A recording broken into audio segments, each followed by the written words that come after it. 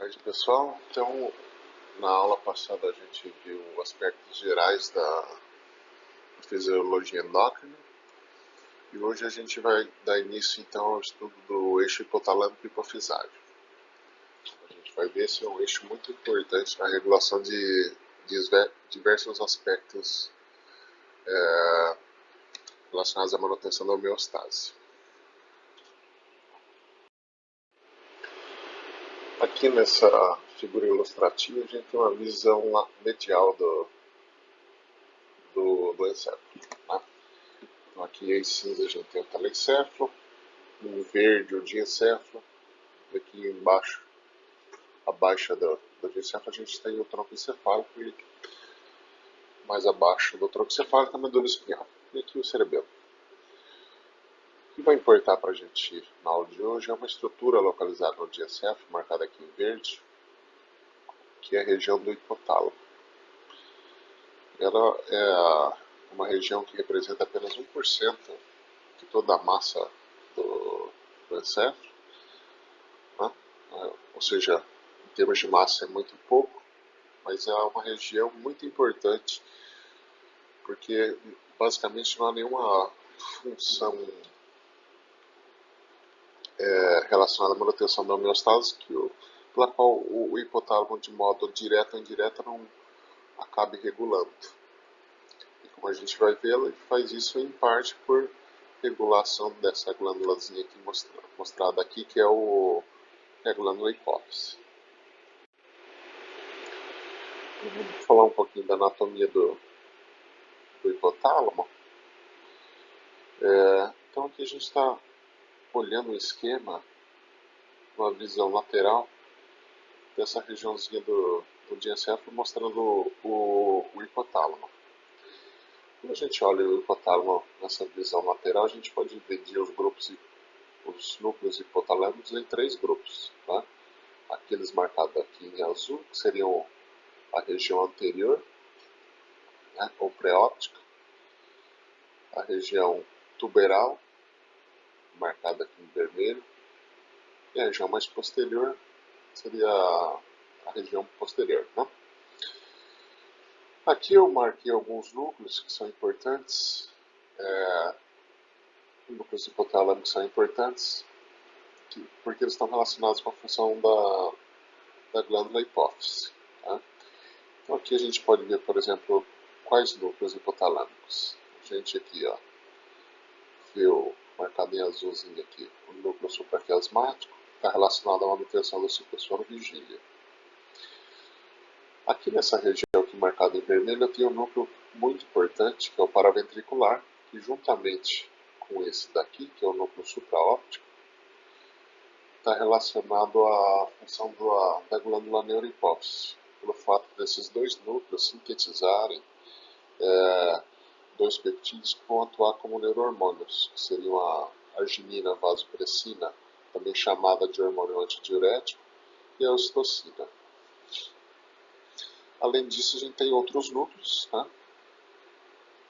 Como por exemplo mostrado aqui, os núcleos lateral e preóptico medial, bem como o núcleo arqueado e o núcleo ventral medial do hipotálamo, que estão relacionados também ao controle da função adeno-hipofisária.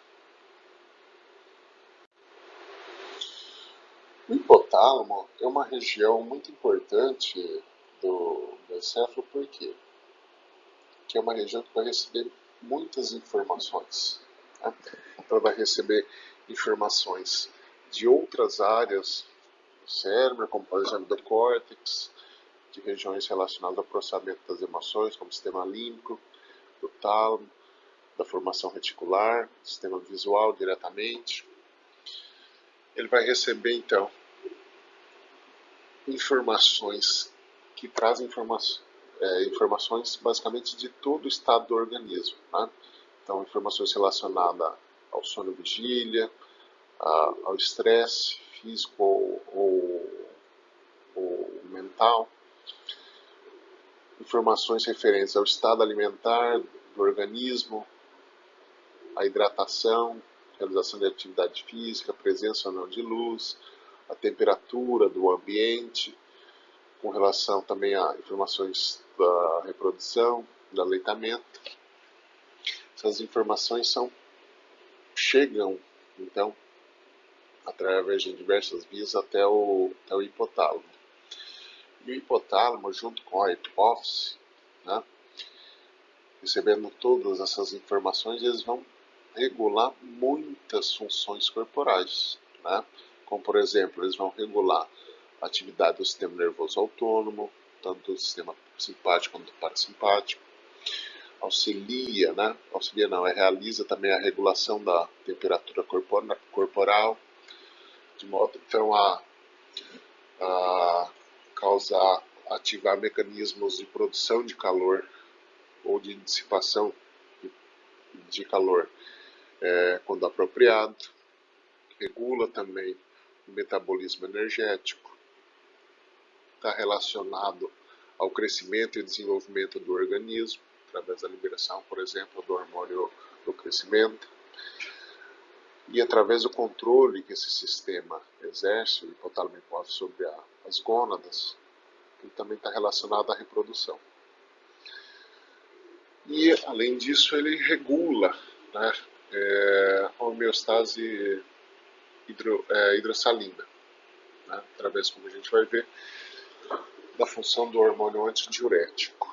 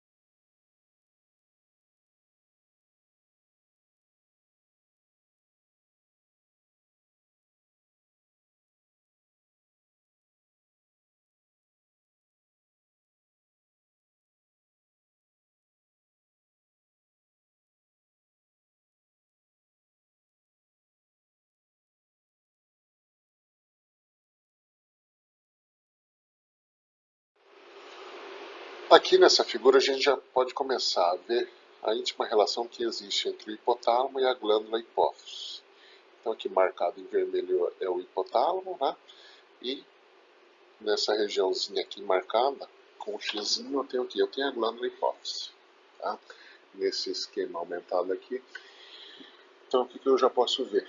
O H representa o hipotálamo e aqui eu tenho a glândula hipófise. Tá? O hipotálamo ele se conecta à glândula hipófise através de uma haste, chamada de haste hipofisária, ou também chamada de infundíbulo.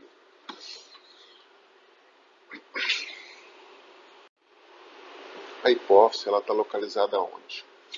A hipófise está localizada num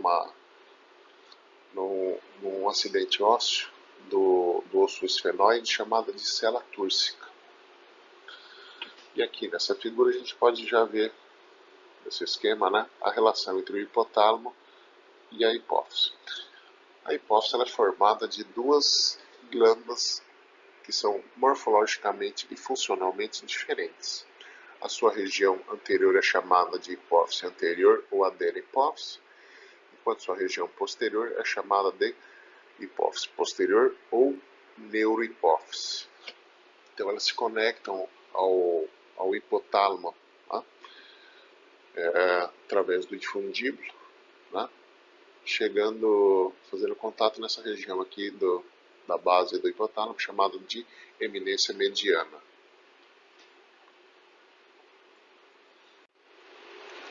A glândula hipófise, nesse esquema aqui, a gente pode ver o quê? Então, que a parte anterior da hipófise ela é formada por a adenihipófise é formada por duas partes, né? Uma parte chamada de parte tuberal, que recobre em parte o infundíbulo, essa parte mais externa, e uma outra parte que é chamada então da parte anterior da adenihipófise ou pars distalis.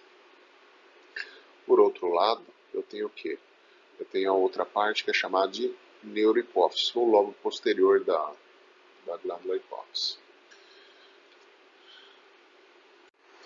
As duas partes da glândula hipófise, ou seja, a hipófise anterior e a hipófise posterior, têm origens embrionárias diferentes. A adenihipófise ela surge a partir de uma invaginação do ectodermo oral, chamada de bolsa de Rathke. Já a neurohipófise, ela surge como uma extensão do desenvolvimento do hipotálamo. Ao longo do desenvolvimento, ocorre a fusão então da neurohipófise com a adenihipófise. Então a neurohipófise ela nada mais é do que uma parte funcional do hipotálamo. Tendo origens embriológicas diferentes, então essas duas regiões, a neurohipófise e a adenihipófise, vão ter relações diferentes com o hipotálamo. No caso da neurohipófise, o que eu tenho é o quê? Na região do infundíbulo eu tenho feixes de fibras partindo de dois núcleos hipotalâmicos, o núcleo supraóptico e o núcleo paraventricular, que então vão emitir seus prolongamentos através do infundíbulo e terminar os botões sinápticos ou terminais na região da neurohipófise. Então, o que a neurohipófise contém são o quê? Prolongamentos desses dois núcleos hipotalâmicos. Então, quando esses neurônios são excitados, eles despolarizam e geram potencial de ação, é aqui na região da neurohipófise que vai ser liberado dois hormônios, o hormônio antidiurético ou a ocitocina. São os dois hormônios liberados pela neurohipófise. Então, basicamente, o que é? A neurohipófise é tecido nervoso, né? Prolongamento de neurônios dos núcleos supraóptico e paraventricular do hipotálamo. Já na região da adenihipófise, ela tem, como a gente viu, uma origem embriológica diferente e ela contém diferentes células secretoras de hormônios. O hipotálamo vai regular a secreção da adenihipófise de uma maneira diferente, visto que não tem um contato físico direto entre essas duas regiões, o hipotálamo e a adenihipófise. De que forma que é regulada então a secreção dos hormônios adenihipofisários pelo hipotálamo? O hipotálamo então tem neurônios que vão secretar hormônios numa circulação específica, chamada de circulação porta hipotalâmica hipofisária, e através dessa circulação, esses hormônios conseguem chegar até a adenohipófise, regulando então a secreção dessa região da hipófise.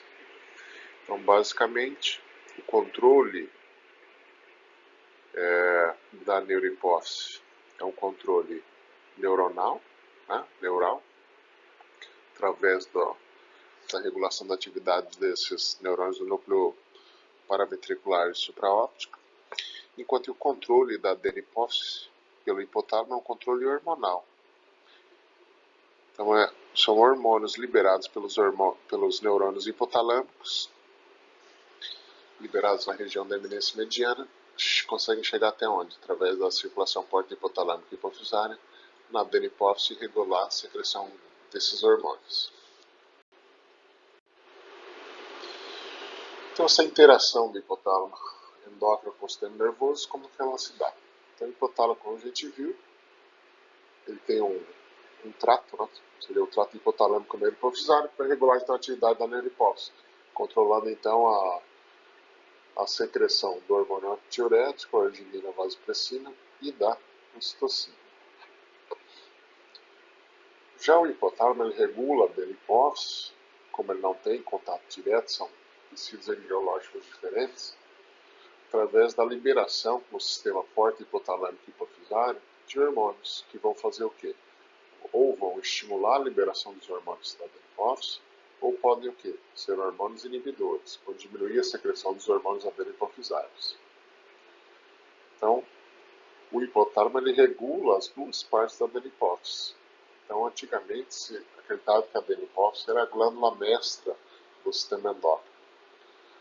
Isso caiu por terra quando se descobriu então que a glândula hipófise, por sua vez, ela está sob o controle de quem?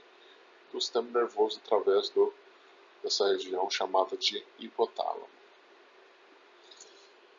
Então, basicamente, o hipotálamo, como a gente viu, recebe informações de luz, frio, estresse, estado alimentar, estado hidroeletrolítico, tá? E essas informações chegam ao hipotálamo e vão regular então a secreção dos hormônios da neurohipófise e da adenohipófise.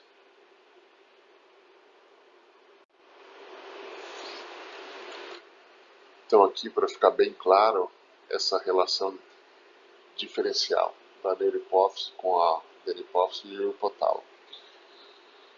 Então, o que a gente tem? Na adenohipófise, tem células secretoras de hormônios que vão secretar diferentes hormônios, né? O hormônio tiroestimulante, folículo-estimulante, o hormônio luteinizante, o ACTH, o hormônio de crescimento e a prolactina. Cada uma dessas células que secretam esses hormônios vai ser regulada por um hormônio liberador e um inibidor provenientes da onde? Do hipotálamo. O hipotálamo então tem núcleos com neurônios que vão liberar esses hormônios liberadores ou inibidores na região da eminência mediana, que então pela circulação chegam até a adenohipófise e regulam a secreção desses hormônios. Já o controle da secreção da neurohipófise é o que? É o controle da atividade dos neurônios do núcleo paraventricular e supraóptico. Visto que o que eu tenho na neurohipófise são o que? Os botões terminais de axônios, né? De neurônios vindos desses dois núcleos hipotalâmicos. Esses neurônios que secretam esses hormônios peptídicos, né, o ADH e a ocitocina, são neurônios com corpo celular maior, esses dois núcleos, chamados de neurônios magnocelulares. Assim, nesse esquema aqui, a gente tem, para ficar bem claro, que os hormônios liberados pela neurohipófise ou hipófise posterior são produzidos por núcleos hipotalâmicos, supraóptico e paraventricular. Então, quais são esses hormônios? O hormônio antidiurético e a ocitocina. Eles são produzidos, são peptídeos vesiculados e transportados por transporte axoplasmático, até os botões terminais que ficam localizados na neurohipófise. Uma vez que esses neurônios então são estimulados, ocorre a despolarização, geração de potenciais de ação, que vão acarretar na liberação por exocitose desses dois hormônios, e dessa forma chegando até a circulação sistêmica e atuando em seus órgãos-alvos. Já o controle da adenohipófise é diferente, como a gente viu, é um controle hormonal realizado pelo hipotálamo. Então, na adenohipófise, a gente tem células que liberam a CTH, TSH, as gonadotrofinas, o hormônio do crescimento e a prolactina. O controle da secreção pela adenohipófise é realizado, então, de maneira hormonal pelo hipotálamo. De que forma? O hipotálamo libera hormônios na circulação portal hipofisária, na região da eminência mediana. Através dessa rede de capilares e de vasos porta, como a gente vai ver, esses hormônios chegam até a adenohipófise, onde vão controlar, estimulando ou inibindo a secreção dos hormônios adenohipofisários. Então, como que se dá a irrigação da hipófise? A irrigação da hipófise ela é feita pelo sistema chamado sistema porta hipotalâmico hipofisário. Esse sistema que vai então irrigar tanto a adenohipófise quanto a neurohipófise. Então, nessa figura aqui a gente tem a região da adenohipófise ou hipófise anterior, e aqui a gente tem a neurohipófise ou hipófise posterior. A irrigação da adenohipófise é realizada principalmente pela artéria hipofisária superior, que vai desembocar na região da eminência mediana uma rede de capilares chamada de rede capilar primária. A partir daqui, ao invés de cair na circulação sistêmica, esse sangue vai percorrer vasos, então chamados de vasos portais longos, até atingir uma outra rede capilar que vai irrigar então a região da adenohipófise. Uma vez sendo irrigada a adenohipófise, o sangue é drenado através de veias até a circulação sistêmica. Já a irrigação da neurohipófise ela se dá principalmente pela artéria hipofisária inferior, que também vai formar um sistema porta. Então, o sangue vindo da artéria hipofisária inferior desemboca numa rede capilar paralela, ou vai formar, então, vasos portais, chamados de vasos portais curtos, que vai irrigar também parte da adenohipófise. A neurohipófise, a maior parte dela é irrigada, então, pelo sangue vindo da artéria hipofisária inferior. Então, nesse esquema aqui, a gente tem como se dá a irrigação da hipófise. O sistema que forma o sistema porta hipotalâmico hipofisário. Então, a partir das artérias hipofisárias superiores, eu tenho uma desemboca nos plexos capilares primários, que depois vão convergir e formar, então, os vasos portais longos, e atingir, então, o lobo anterior da hipófise. O lobo anterior da hipófise ele também é irrigado pela artéria hipofisária inferior, aquela que a gente acabou de ver que também irriga a neurohipófise. A partir da artéria hipofisária inferior, essa artéria vai desembocar num plexo capilar paralelo e a partir de então formar vasos portais curtos que vão também irrigar parte da artéria do lobo anterior da hipófise. Então agora vamos ver como que se dá a regulação da secreção adenohipofisária pelos hormônios hipotalâmicos. Então basicamente, de uma maneira simplificada, mostrada nesse esquema, o hipotálamo vai secretar hormônios que vão chegar então pelos vasos portais até a adenohipófise, onde eles vão estimular ou inibir a secreção das células endócrinas dessa glândula.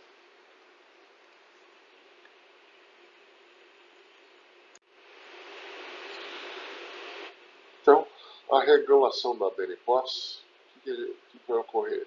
Então, vou ter fatores hipotalâmicos, chamados de fatores de liberação, hormônios liberadores, ou posso ter o quê? Hormônios que vão inibir a secreção dos hormônios adenohipofisários, que seriam os hormônios inibidores. Vamos ver isso em mais detalhe agora. Então, primeiro, a gente precisa identificar quais são os hormônios liberados pela adenihipófise. São 6 hormônios. O hormônio folículo estimulante, abreviado de FSH. Todas as abreviações dos hormônios que a gente vai ver agora e nas próximas aulas, ela sempre obedece à abreviação em inglês. Tá? Então, o hormônio folículo estimulante, o FSH, e o hormônio luteinizante, o LH. Esses dois em conjunto são chamados de gonadotrofinas por atuarem nos testículos ou ovários, ou seja, nas gônadas. E eu tenho o hormônio tiroestimulante, que seria o TSH, um hormônio que vai atuar na glândula tireoide, estimulando a sua secreção. Os hormônios tiroidianos. Também tem o hormônio adrenocorticotrófico, o ACTH, e a prolactina. E, por último, aqui eu tenho o hormônio do crescimento, abreviado como GH. Esses são os hormônios liberados pela adenihipófise. O controle da secreção desses hormônios é feito através da secreção de hormônios hipotalâmicos. Né? Quais são os hormônios? O hormônio que vai regular a secreção de gonadotrofinas é um hormônio chamado de hormônio liberador de gonadotrofinas, o GnRH. O hipotálamo também secreta um hormônio chamado de hormônio liberador de tireotrofina, o TRH. O TRH estimula a adenihipófise a secretar TSH. Bem como eu tenho um hormônio chamado de CRH, que seria o hormônio liberador de corticotrofina. Esse hormônio, quando liberado pelo hipotálamo, estimula a adenihipófise a secretar o ACTH. Com relação à secreção da prolactina, eu tenho o quê? Eu tenho um hormônio liberador de prolactina, que seria o TRH, bem como o hipotálamo pode inibir a secreção da prolactina através da secreção de dopamina, que seria o hormônio inibidor da prolactina. E eu tenho também, com relação ao controle hipotálamo da secreção de GH, tenho 2 hormônios que vão atuar na adenihipófise. Eu tenho o hormônio liberador de hormônio crescimento, que seria o GHRH, e eu tenho o quê? O hormônio inibidor da secreção do hormônio crescimento, que é quem? A somatostatina. Então são esses hormônios liberados pelo hipotálamo que vão controlar a secreção dos hormônios da adenihipófise. Então nesse quadro aqui, novamente eu tenho um esquema mostrando quais são os hormônios hipotalâmicos e como que eles se relacionam com os hormônios adenohipofisários. Então o TRH estimula a adenihipófise a secretar o TSH e a prolactina. O CRH está abreviado errado aqui nesse quadro. O CRH estimula a adenihipófise a secretar o ACTH. Além de estimular a secreção de ACTH, o CRH ele vai fazer o quê? Vai estimular a liberação de outros hormônios também. Por quê? Porque a molécula, o pró-hormônio que dá origem ao CTH, quando ele é clivado, ele não dá origem somente ao CTH, ele dá origem a outros peptídeos, né, que tem função também hormonal. E eu tenho um hormônio liberador de gonadotrofinas, GnRH, que quando liberado em impulsos vai controlar a secreção tanto do LH quanto do FSH. E com relação ao hormônio do crescimento, eu tenho o GHRH, que estimula a secreção do hormônio do crescimento, e eu tenho a somatostatina, que vai inibir. Tá? Com relação à prolactina, a gente viu, acabei de falar aqui, no slide anterior, que a prolactina, sua secreção ela é inibida por um hormônio hipotalâmico chamado de dopamina. Então, quando libera a dopamina pelo hipotálamo, ocorre o quê? Uma diminuição da secreção de prolactina. Eu também tenho um fator estimulador da secreção de prolactina, que seria quem? O TRH. Então, na adenihipófise, para cada um desses hormônios, eu vou ter uma célula específica liberando os mesmos. Tá? Então, as células que secretam o TSH são as células chamadas de células tireotróficas. As células que vão liberar o hormônio adrenocorticotrófico seriam as células corticotróficas. As células gonadotróficas, eu tenho dois tipos, né? Um que vai liberar, chamado tipo A, vai liberar o hormônio folículo estimulante, e as células do tipo B, né, vão liberar o hormônio luteinizante. Então, as gonadotrofinas, tanto o FSH e o LH, são liberados por hormônios, são liberados por células diferentes. E eu tenho as células somatotróficas, que são as células que vão liberar o hormônio do crescimento. E as células mamotróficas são aquelas que vão liberar a prolactina.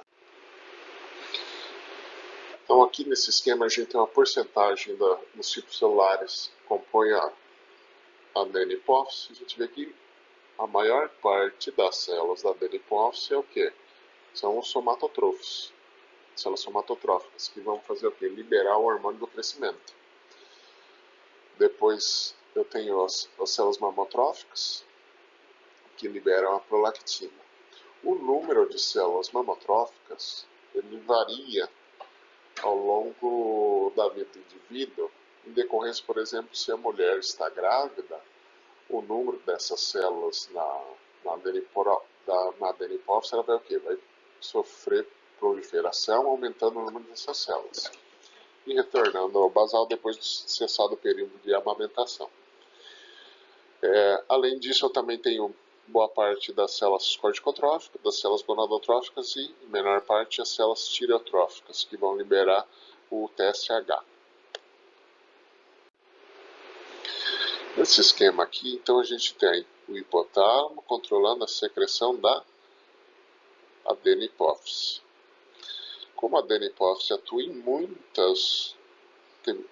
muitos tecidos diferentes, esse eixo hipotálamo adenipófise então é capaz de regular diversas funções fisiológicas, né?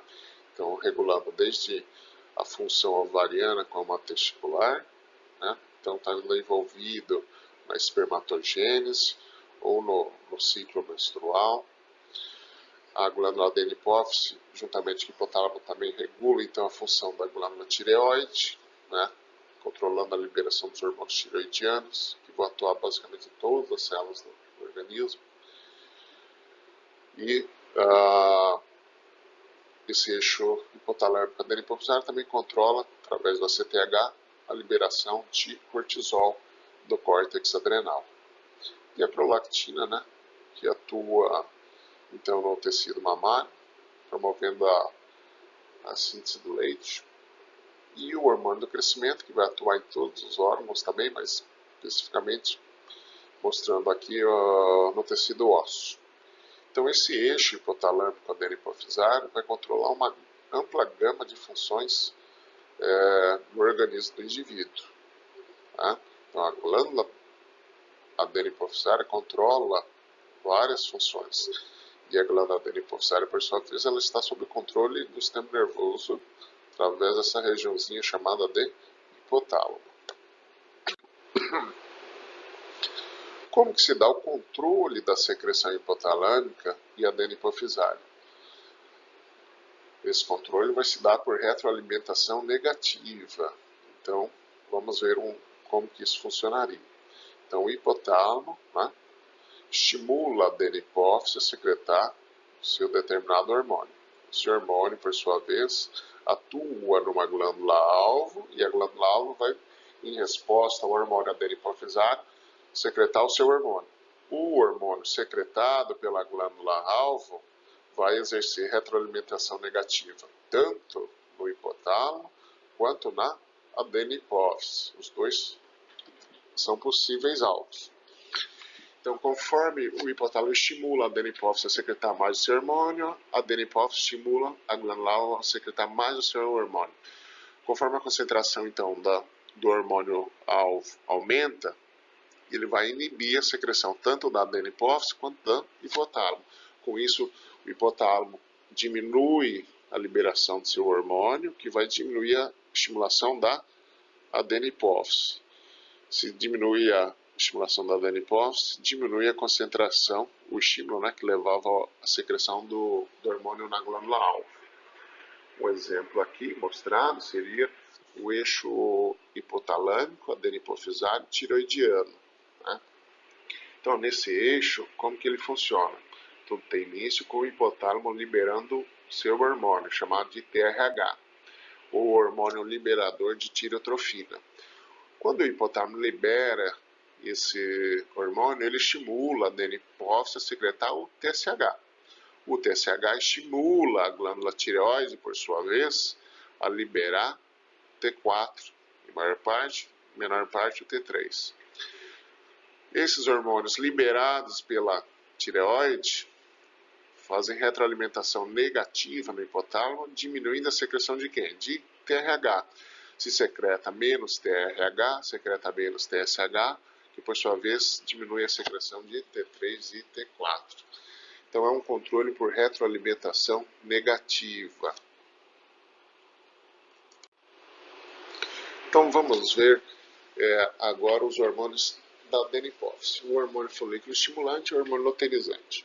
O papel mais detalhado da função desses hormônios na função reprodutiva masculina e feminina vai ser abordado com maior detalhe nas respectivas aulas. Agora vamos ver de maneira geral como que funciona esse eixo hipotalâmico adenipofisário gonadal. Então, tem os hormônios da adenipof, que seria o hormônio folículo estimulante, o FSH, e o hormônio luteinizante, LH. São chamados então de gonadotrofinas, por atuar então nas gônadas. Como que se dá o controle desse sistema pelo hipotálamo? O hipotálamo ele vai secretar um hormônio, né, chamado de NRH. Ele é sintetizado principalmente pelo núcleo arqueado, pela área pré-óptica.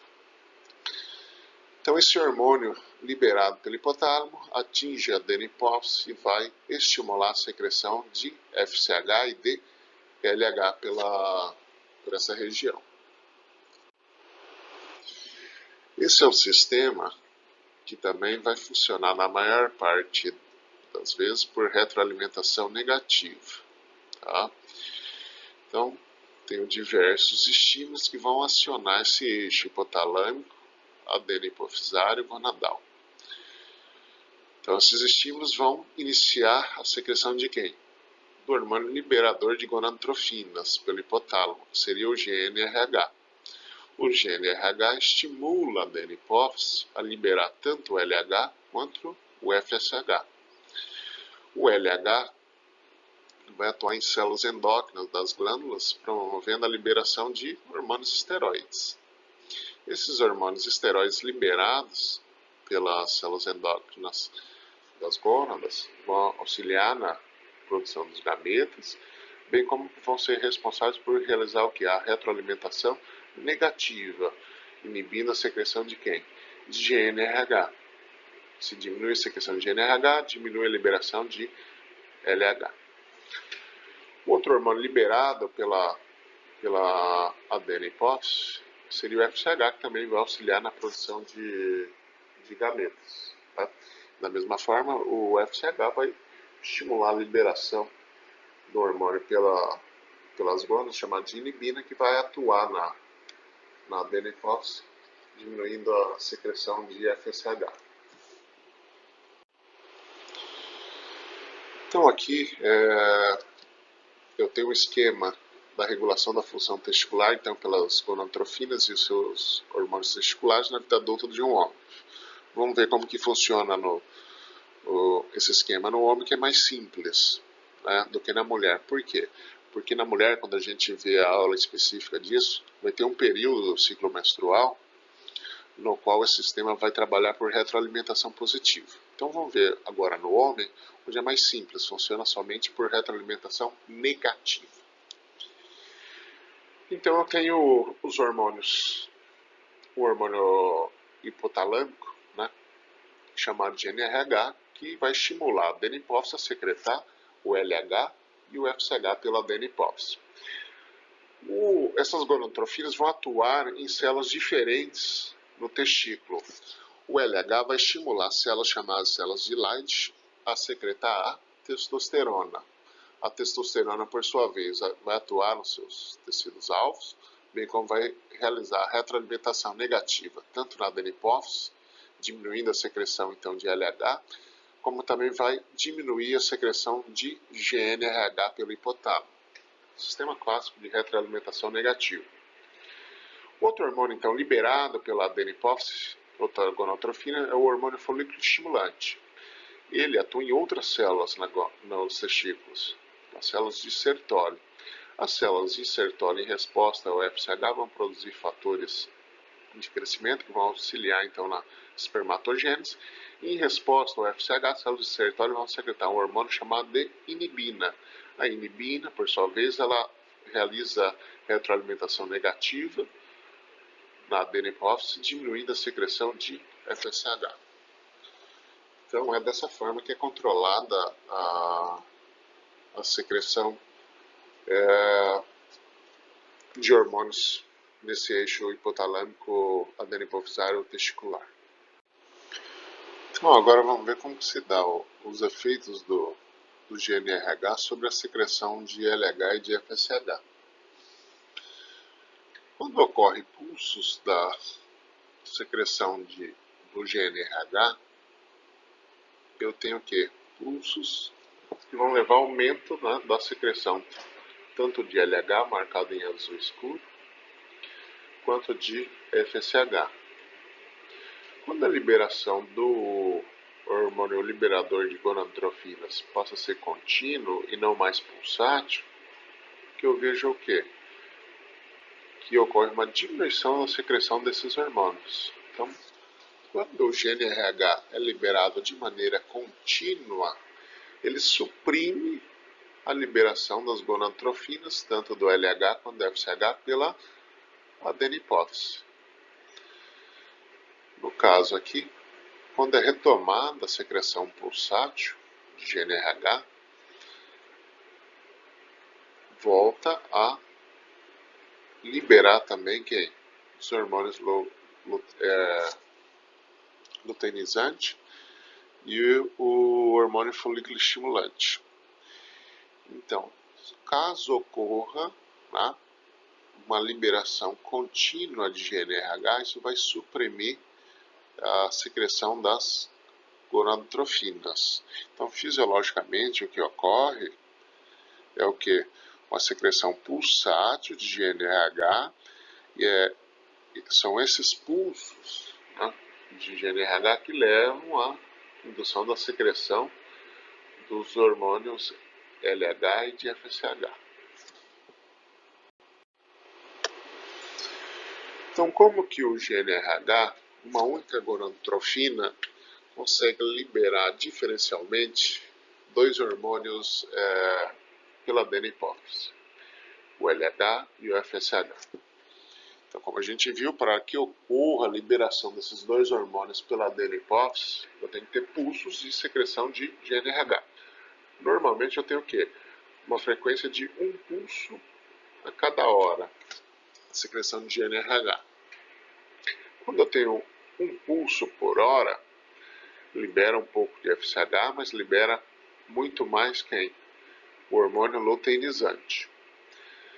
Quando ocorre uma diminuição da frequência da liberação de GNRH, como por exemplo, quando eu tenho um pulso de liberação de GNRH a cada 3 horas, ou seja, a frequência do pulso diminuiu, eu tenho uma diminuição da secreção de LH, eu tenho um aumento da secreção de quem? Do FSH. Então, novamente, quando aumenta a frequência de secreção para um pulso por hora, diminui a liberação de FSH e retoma o aumento da secreção de LH. Então, o que isso quer dizer para a gente? Isso quer dizer o quê? Que conforme maior a frequência dos pulsos de GNRH, prevalece a liberação do hormônio luteinizante. Quando a frequência dos pulsos de GNRH diminui, prevalece a liberação de quem? Do hormônio folículo estimulante. Então, basicamente, a diferença na liberação desses dois hormônios se dá o quê? Através da frequência dos pulsos de liberação de GNRH pelo hipotálamo. Numa frequência maior eu libero mais LH e numa frequência menor eu libero mais FSH. E relembrando, se a liberação for contínua, eu vou suprimir a liberação de ambos os hormônios. Agora vamos ver um pouquinho do eixo que envolve o hormônio tiroestimulante. Então, o TSH é um hormônio liberado pela adenipófise, pelas células tireotróficas. Ele, por sua vez, ele é controlado por um hormônio hipotalâmico chamado de hormônio liberador de TSH, desculpa. Seria o TRH. Esse hormônio peptídico ele é liberado principalmente pelo núcleo paraventricular e periventricular. E quando ele é liberado, então ele vai estimular a adenipófise a liberar TSH. A gente vai ver isso daqui mais específico na aula de tireoide, né? Mas é um eixo que vai funcionar também por retroalimentação negativa. Tá? Então o hipotálamo é o que vai acionar esse sistema, liberando quem? TRH. Então tem vários fatores que vão estimular o hipotálamo a secretar ou diminuir sua secreção de TRH. Quando prevalecem os fatores que estimulam a liberação de TRH, o hipotálamo então vai estimular a adenipófise a liberar o TSH. O TSH atua na glândula tireoide, promovendo aumento da secreção principalmente de T4, ou tiroxina. A tiroxina, né, como a gente vai ver ela nas células-alvo, tanto na glândula adenipófisária quanto no hipotálamo, ela vai ser convertida a T3 e o T3 vai fazer retroalimentação negativa desse eixo.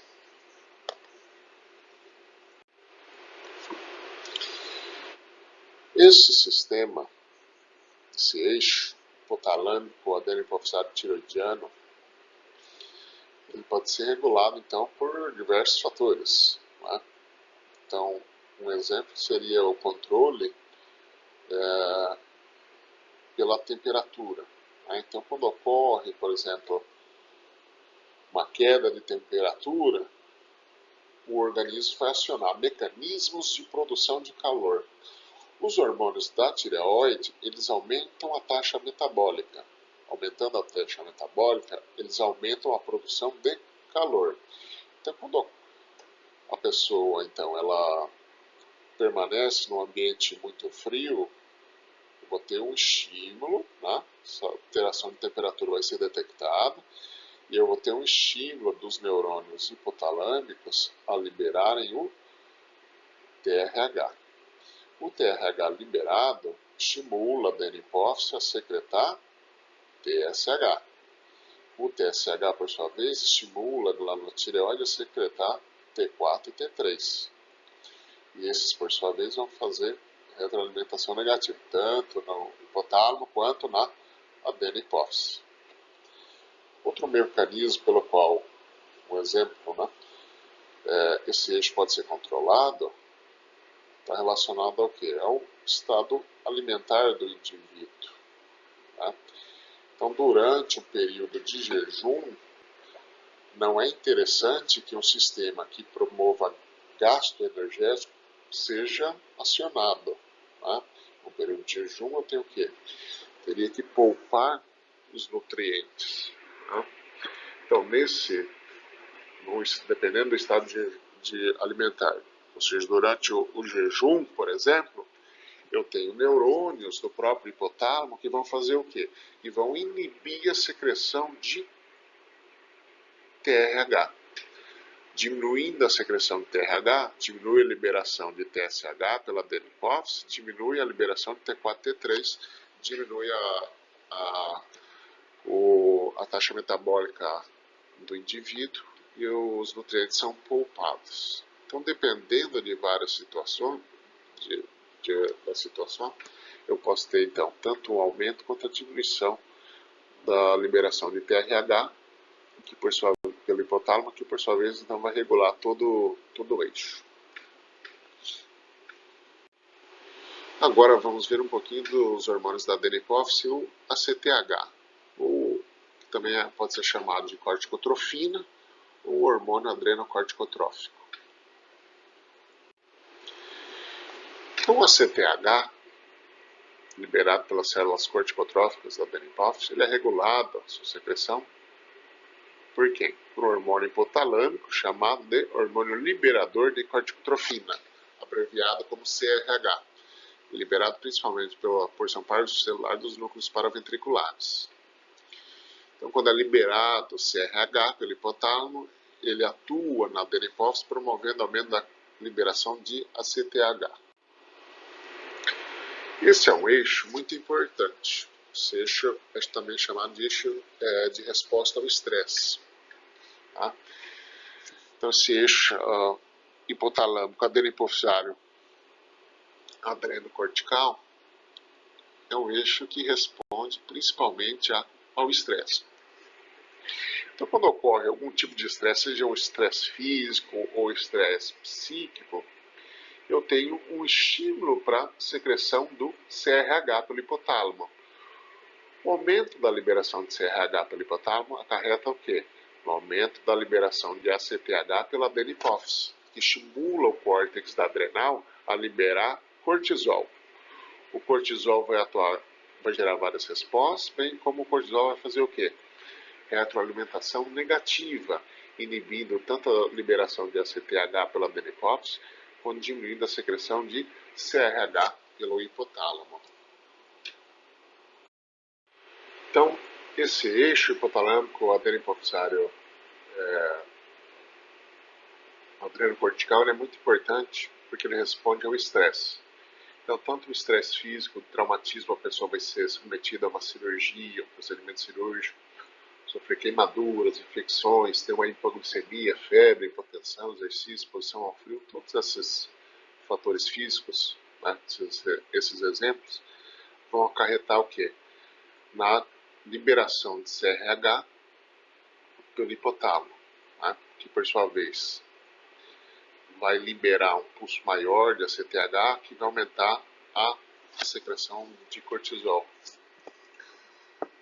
Outro efeito do estresse é o quê? O estresse mental, né? Então, quando a pessoa está com medo, essa informação, numa situação de medo, o hipotálamo secreta mais CRH, que aumenta então a liberação de ACTH e também aumenta a liberação de cortisol. Então, durante o estresse, eu tenho um aumento da liberação de cortisol por um aumento da ativação desse eixo. Né? Ele é muito importante para a manutenção do quê? Da glicemia a longo prazo. No caso, né, alguns transtornos do humor, como por exemplo ansiedade e depressão, eu posso ter uma desregulação desse sistema no qual ele é muito ativado, né? Então leva a uma situação de aumento prolongado da ativação desse sistema, que é prejudicial para o organismo e pode contribuir para a fisiopatologia tanto da ansiedade quanto da depressão. Fisiologicamente, como se dá a secreção do cortisol? Então, a secreção de cortisol, assim como a secreção de vários hormônios, ela obedece a um padrão diário chamado de ritmo circadiano. Normalmente, como que ele se dá? Então, o pico da liberação de cortisol ocorre da seguinte forma. Então, aqui eu tenho o período do dia, né? E aqui eu tenho a concentração plasmática de cortisol. Eu vejo o quê? Que conforme a pessoa então começa a dormir, né, tem uma diminuição da concentração plasmática desse hormônio, do cortisol, que tende a se elevar logo antes da pessoa acordar. Então, logo antes da pessoa acordar, começa a ter um pico da liberação do hormônio cortisol. Ele permanece elevado ao longo do dia, a gente pode ver aqui, decaindo então até iniciar um outro ciclo, diminuindo novamente o período noturno e voltando a ter novamente um pico antes de acordar. Tá? Então esse seria o ritmo de secreção de cortisol.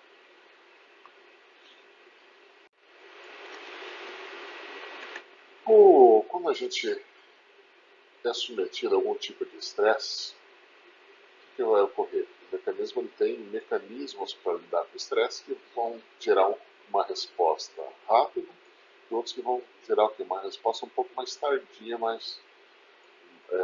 só que mais duradoura. Tá? Nesse caso, o hipotálamo, como que ele vai participar disso? O hipotálamo, como a gente viu, ele participa da ativação do sistema nervoso autônomo. Né? Então, numa situação de estresse, né, vai ocorrer, eu posso ter ativação do sistema nervoso simpático. A ativação do sistema nervoso simpático, vou ter um aumento da liberação de adrenalina pela medula adrenal. A medula adrenal liberando a adrenalina vai fazer o quê? Aumentar a frequência cardíaca, aumentar a pressão arterial, né? Facilitar a mobilização de substratos energéticos, de maneira geral. Esses são os efeitos rápidos em resposta ao estresse. Outro efeito mais duradouro, só que mais lento para ser acionado, é o hipotalâmico adenocortical adrenal, no qual vou ter a liberação de CRH, estimula a adeniposta a liberar o hormônio adrenocorticotrófico. Este, por sua vez, então, vai atuar em outra região da glândula adrenal, agora no seu córtex, promovendo a liberação de glicocorticoides, que vão ter o efeito quê? De auxiliar na mobilização de substratos energéticos necessários para a resposta ao estresse. Então, a glândula adrenal, ela participa da resposta ao estresse, tanto a sua parte interna, ou seja, a medula liberando adrenalina, bem como o seu córtex, sua região cortical, liberando os glicocorticoides, dos quais o cortisol é o principal. A gente vai ver com mais detalhe na aula de hormônios adrenais. Qual que é o efeito do hormônio adrenocorticotrófico, a CTH, sobre a síntese e a secreção do cortisol? Então, como a gente viu, o cortisol é um hormônio esteroide, ou seja, derivado da molécula de colesterol. Ele não é armazenado dentro da célula. Então, tem o estímulo para sua síntese e logo em seguida ele é o quê? Ele é liberado. Então, a CTH se liga ao seu receptor. A CTH é uma molécula proteica, o receptor dele está onde? Está na membrana. O receptor de ACTH ele é acoplado a uma proteína G que vai estimular a adenilato ciclase. A adenilato ciclase, então, ativada, vai aumentar a produção, segundo o mensageiro, que seria o AMP cíclico. O AMP cíclico, quando aumenta sua concentração, ele ativa a proteína quinase A, ou proteína quinase dependente de AMP cíclico. Essa proteína, quando ela é ativada, ela vai modular a atividade de várias enzimas relacionadas ao quê? A conversão do colesterol até cortisol. Então, várias etapas da síntese de cortisol são acionadas em resposta a CTH. Aumenta a captação de colesterol pela célula e o colesterol que é captado é convertido com maior velocidade em quê? Em cortisol. Então eu tenho como se dá o funcionamento desse eixo. Como a gente viu, tem um ritmo circadiano, né, da liberação de CRH, CTH e cortisol, que vai ter um pico, aumento da liberação desse hormônio logo antes de acordar, ele permanece elevado ao longo do dia, né, tem picos normalmente a cada 50, 60 minutos de cortisol, e eles vão diminuindo esse pico ao longo do dia do indivíduo, de modo que durante o período noturno diminui novamente os picos de secreção de cortisol e volta a se elevar logo antes de acordar. Esse é o ritmo circadiano de liberação de cortisol. No entanto, esse eixo ele também pode funcionar o quê? Em resposta a situações de estresse, que vão estimular a liberação de CRH, CTH e cortisol, então potencializando, aumentando a liberação desse hormônio, que vai fazer o quê? Aqui tem nesse esquema mostrando algumas funções do cortisol. Ele vai suprimir a função do sistema imune, ele vai atuar no fígado promovendo gliconeogênese, isso através da facilitação da ação de outros hormônios, como por exemplo o glucagon e a adrenalina. Ele vai atuar no músculo, né, promovendo a liberação de aminoácidos para a corrente sanguínea, através do catabolismo proteico, e no tecido adiposo, ele vai promover a liberação de ácidos graxos através do processo de lipólise. E a gente também tem um hormônio da adipose, que seria a prolactina.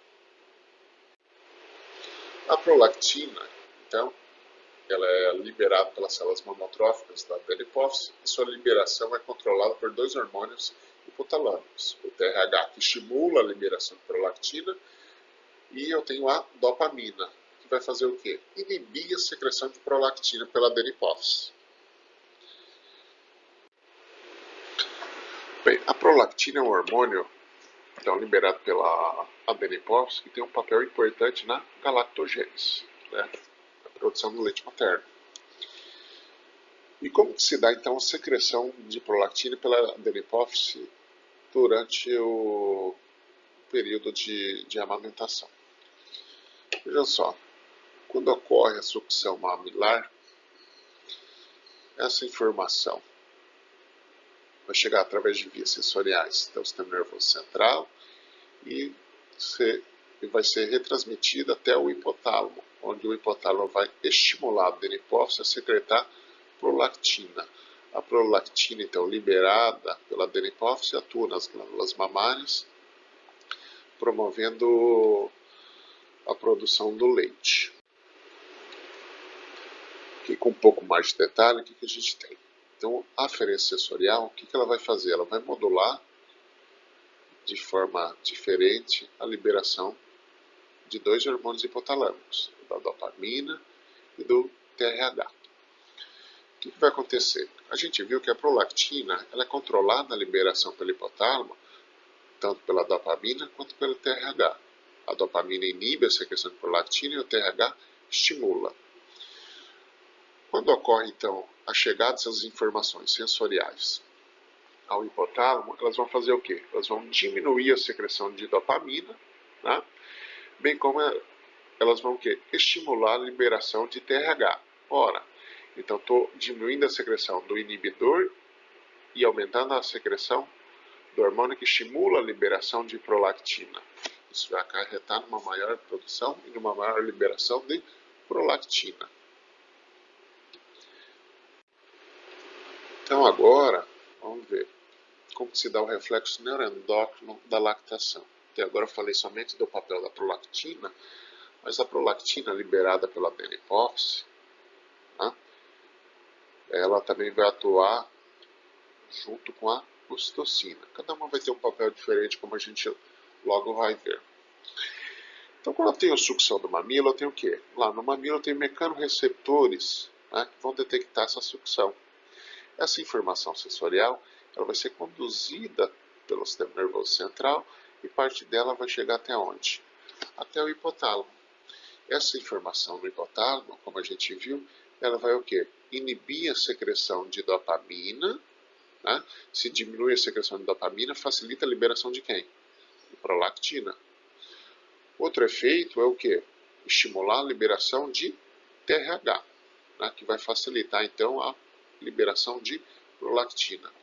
O que a prolactina faz? Ela vai aumentar a produção de leite. No entanto, a neurohipófise também vai participar desse reflexo da lactação. De que forma? A informação sensorial ela também chega ao hipotálamo e vai estimular os núcleos supraóptico e paraventricular a liberar a ocitocina. Então, em resposta à sucção mamilar, eu também tenho aumento da secreção de ocitocina. A ocitocina ela vai fazer o quê? Contrair a musculatura lisa da glândula mamária, facilitando a ejeção do leite. Então, esses dois hormônios vão atuar de maneira conjunta, um promovendo a produção do leite, que seria a prolactina, e o outro facilitando a sua ejeção, que seria a ocitocina.